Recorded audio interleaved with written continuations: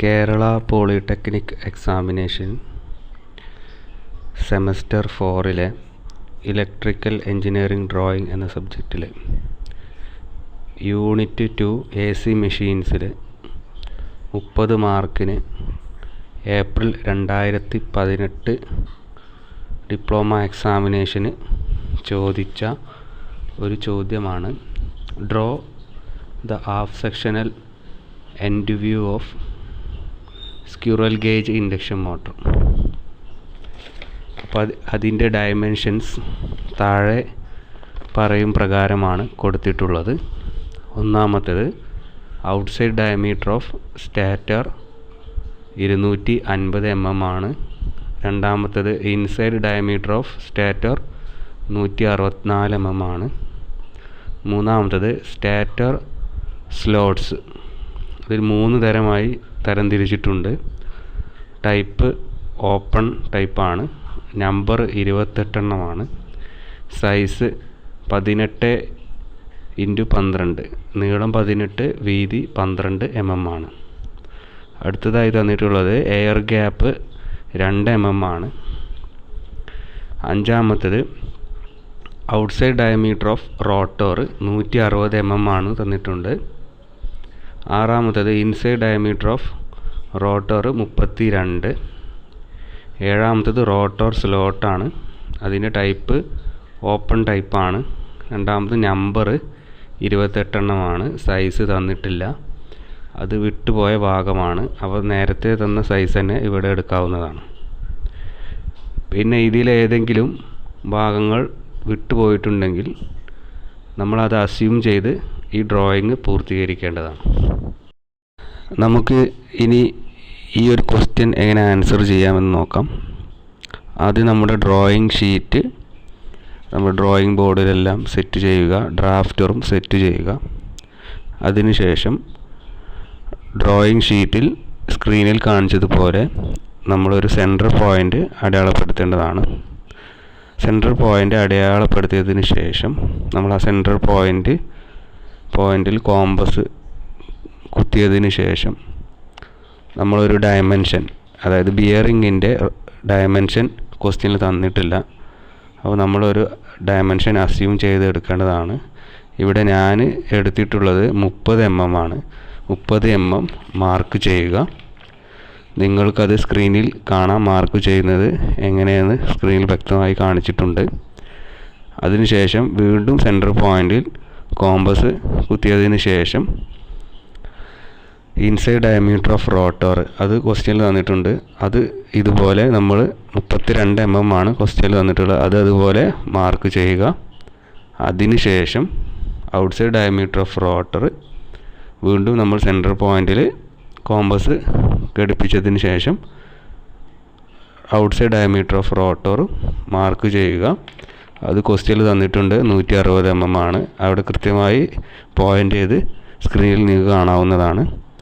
അതിനുശേഷം air gap 2 mm വിട്ടതിന് ശേഷം ഇനി സ്റ്റാറ്ററിൻ്റെ ഭാഗമാണ് ഇനി നമുക്ക് മാർക്ക് ചെയ്യേണ്ടത്. അതും സെൻറ്റർ പോയിൻ്റിൽ നിന്ന് എടുത്ത ശേഷം first inside diameter of stator, അത് ക്വസ്റ്റ്യനിൽ തന്നിട്ടുണ്ട് 164 mm ആണ്. അത് നമ്മൾ മാർക്ക് ചെയ്യുന്നു. അതിനുശേഷം ഔട്ട്സൈഡ് ഡയമീറ്റർ ഓഫ് സ്റ്റാറ്റർ, അത് ക്വസ്റ്റ്യനിൽ തന്നിട്ടുണ്ട് 250 mm ആണ്. അത് നമ്മൾ അതുപോലെ മാർക്ക് ചെയ്യുന്നു. ഇനി ക്വസ്റ്റ്യനിൽ തരാത്തതാണ് തിക്നെസ് ഓഫ് സ്റ്റാറ്റർ. അത് നമ്മളൊരു 40 mm ആണ് സാധാരണ രീതിയിൽ ക്വസ്റ്റ്യനിൽ ചോദിക്കാറുള്ളത്. അപ്പോൾ അത് തന്നെ ഇവിടെയും ആ ഒരു ഡയമെൻഷൻ തന്നെ എടുക്കുക. അത് പോയിൻ്റ് ചെയ്ത് സ്ക്രീനിൽ കാണാവുന്നതാണ്. ഞാനിവിടെ എടുത്തിട്ടുള്ളത് 40 mm ആണ്. അത് തന്നെ എല്ലാവരും എടുക്കുക, അതും മാർക്ക് ചെയ്യുക. ഇത്രയാണ് നമ്മുടെ ആദ്യത്തെ സ്റ്റെപ്പ്.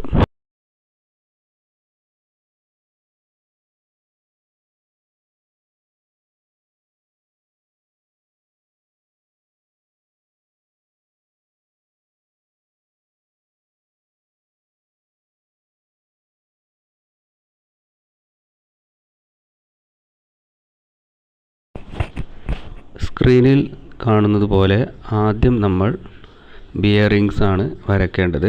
ബിയറിങ്സ് നിങ്ങൾക്ക് സ്ക്രീനിൽ ഇപ്പോൾ പോയിൻ്റ് ചെയ്ത് കാണിക്കുന്നുണ്ട്. ഇതുപോലെ ഒരു സർക്കിൾ വരക്കുക. നമ്മളിവിടെ ബിയറിങ്സിൻ്റെ ഡയമെൻഷൻ എടുത്തത് 30 mm ആണ്. അപ്പോൾ 30 mm കോമ്പസ് ഉപയോഗിച്ചിട്ട് ഒരു സർക്കിളോ അല്ലെങ്കിൽ ബ്രോ സർക്കിൾ ഉപയോഗിച്ചിട്ടോ നിങ്ങൾക്കൊരു സർക്കിൾ വരക്കുക. സർക്കിൾ വരച്ചതിന് ശേഷം അത് ഇതുപോലെ സ്ക്രീനിൽ കാണുന്നത് പോലെ ഷെയ്ഡൺ ചെയ്യുക. ബിയറിങ്സ് വരച്ചതിന് ശേഷം നമ്മൾ റോട്ടോർ സെക്ഷനാണ് വരയ്ക്കേണ്ടത്. ആദ്യമായി റോട്ടോറിൻ്റെ ഔട്ട്സൈഡ് ഡയമീറ്ററാണ് വരയ്ക്കേണ്ടത്. ഔട്ട്സൈഡ് ഡയമീറ്റർ 160 mm ആണെന്ന് ക്വസ്റ്റ്യനിൽ തന്നിട്ടുണ്ട്. അതിൻ്റെ ഹാഫ് സെക്ഷനാണ് വരയ്ക്കേണ്ടത്. അത് ഇവിടെ വരച്ചിട്ടുള്ളത് ബ്ലാക്ക് നിറത്തിൽ നിങ്ങൾക്ക് സ്ക്രീനിൽ വ്യക്തമായി ഹാഫ് സർക്കിൾ കാണാവുന്നതാണ്.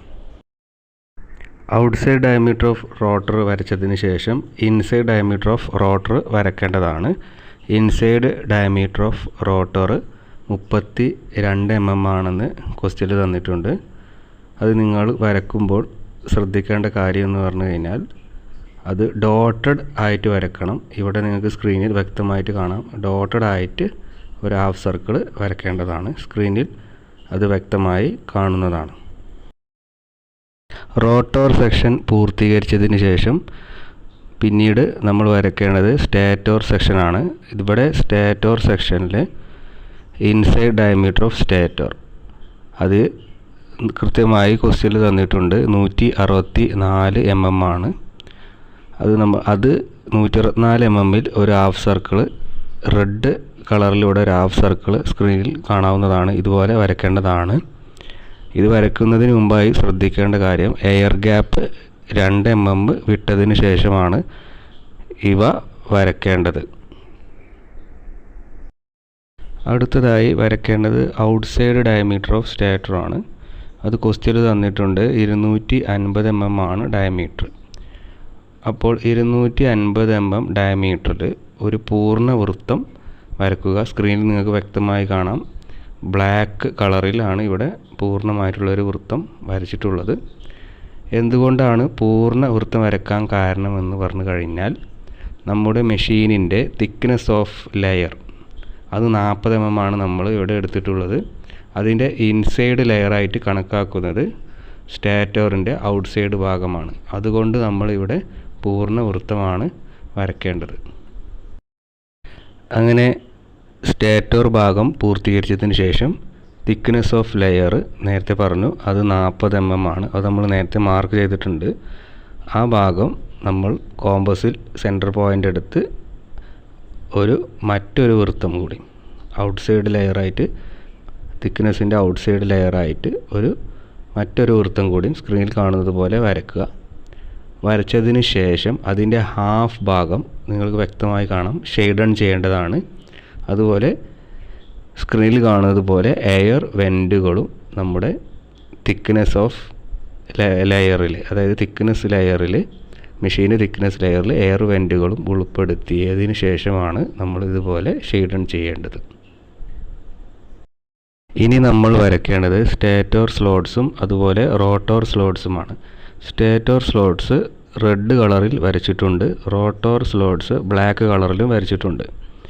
രണ്ടും ഓപ്പൺ ടൈപ്പാണ്. എണ്ണം 28 ആണ് എന്ന് പറഞ്ഞിട്ടുണ്ട്. പക്ഷേ നമ്മളിവിടെ ഒരു 3 എണ്ണം 2 സൈഡിലും വരച്ചാൽ മതി. അതുപോലെ സൈസ് നീളം 18ഉം വീതി 12ഉം ഇത് വരുന്ന വിധത്തിൽ ആണ് നിങ്ങൾ ഇവിടെ സ്ലോട്ടുകൾ വരയ്ക്കേണ്ടത്. സ്ലോട്ടുകൾ വരച്ചതിന് ശേഷം നമ്മുടെ മെഷീനിൻ്റെ അവസാനത്തെ മിനുക്കുപണി എന്നതുപോലെ അവസാനത്തെ ഭാഗമാണ് മെഷീനിന് ഒരു ലിഫ്റ്റ് ഐ അല്ലെങ്കിൽ ഐ ബോൾട്ട് വരയ്ക്കേണ്ടതാണ്. അതുപോലെ തന്നെ മെഷീനിൻ്റെ താഴ്ഭാഗം കവർ ഭാഗത്ത് 2 എയർ വെൻറ്റുകൾ വരയ്ക്കേണ്ടതാണ്.